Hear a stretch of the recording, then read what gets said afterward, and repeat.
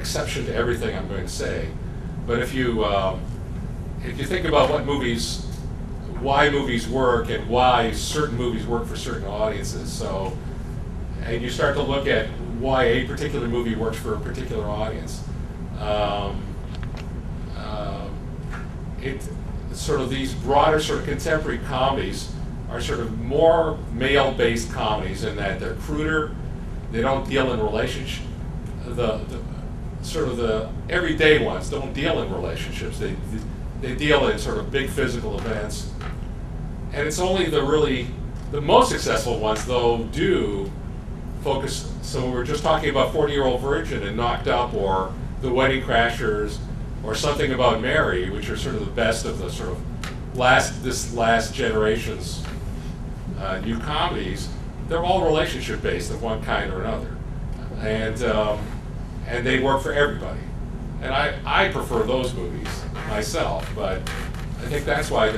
But the sort of more automatics, the singles and doubles, that are kind of the bread and butter of the film studios, and sort of get built out of the pitches that come from the various writers that are trying to get things.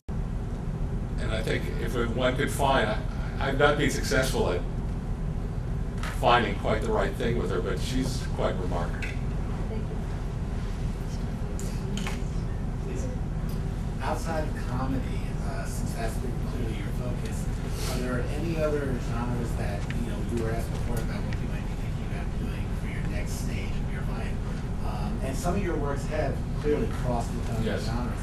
But what would you say? What other areas besides comedy really intrigue you, and you think you might be areas for possible venture in the future? I think again, sort of character work, believe it or not. I love working with actors. I love complicated family stories, and really my films, although with me, are really family. If you look through them, most of them have at their heart some kind of family, and I like to tell a familial story that is more emotional, that is more sort of based in reality than in the comic effect. I think I've been seduced by a lot of science fiction ideas, including Dave, which is probably the most serious of my films, is really still a science fiction idea. And I think I'd like to try one that doesn't have the crutch of the science fiction idea.